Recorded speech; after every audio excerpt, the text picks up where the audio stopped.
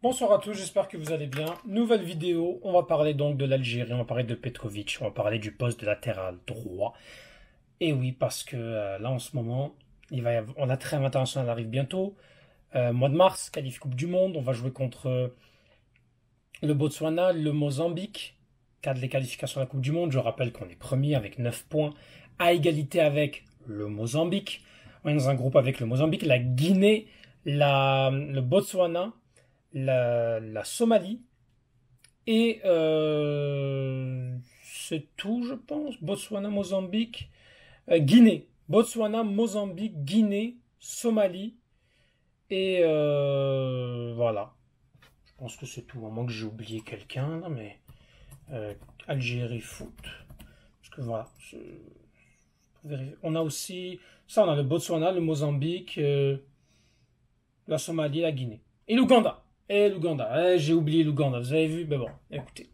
Bref, donc, poste latéral droit avec notre ami Petkovic qui, là, il va se retrouver dans une situation parce qu'on n'a personne.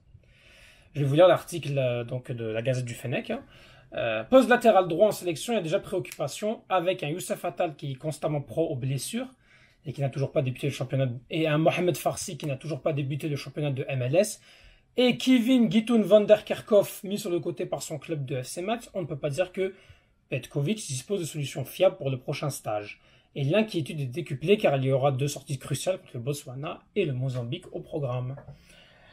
Donc voilà, il y a quelques mois, il y avait certainement un soulagement de voir que l'EN avait divers choix pour le côté droit de la défense. En effet, l'émergence de Mohamed Farsi qui semblait pouvoir donner des solutions au secteur, constituant un bol d'air frais, le pension de Columbus Cru a fait des prestations intéressantes avec le maillot des Verts. Toujours est-il qu'on avait comme l'impression qu'il n'arrivait pas à avoir le même impact qu'un Youssef Attal dans ce registre. Attal est clairement meilleur que Mohamed Farsi. Ce dernier d'ailleurs a toujours été le principal choix de l'ancien sélectionneur quand il n'a pas de pépin physique. On le sait tous qu'il a... C'est un joueur à la fragilité extrême. 42 sélections seulement depuis 2007. C'est rien. Il ne passe pas une saison, il ne passe pas par l'infirmerie pour une certaine durée. Ses problèmes musculaires ne lâchent pas, et cela a fréquemment porté préjudice à l'EN qui avait une certaine dépendance aux joueurs et l'obligation de faire sans lui dans des rencontres difficiles à peser. On se souvient particulièrement du match contre le Cameroun avec Houssine Ben Ayada qui est passé de doublure à titulaire. Et je rappelle en plus que Ben Ayada était malheureusement le joueur qui couvrait Toko Ekambi et qui a permis donc au Cameroun de se qualifier. Alors qu'on était qualifié à 1-1, et ce malgré tout le scandale de l'arbitrage qui est. Après, on ne peut pas dire qu'Atta soit le joueur opérationnel par excellence. Il a fait le choix d'aller jouer au Qatar, où il a signé en faveur d'Al-Sadd, mais il n'est pas inscrit dans la liste de la Qatar Star League, faute de licence pour les étrangers. Il ne joue pas en championnat et se contente d'apparition en Ligue des Champions AFC. Depuis septembre, il ne compte que 6 matchs dans les jambes, c'est très peu. Et oui, il ne joue pas Attal. Et Farsi sera sans rythme. Pourquoi? Parce que Farsi, il y a comment on appelle ça, la MLS ne commence qu'en fin février. À l'heure où on parle, il n'a toujours pas joué de match. C'est un problème.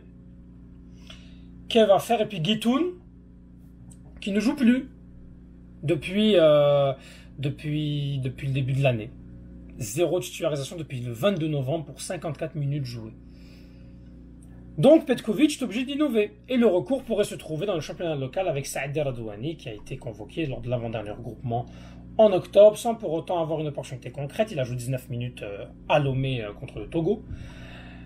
Mais il est en pole position pour jouer les pompiers aux yeux de Petkovic, tout comme Mohamed Reda Halaimia.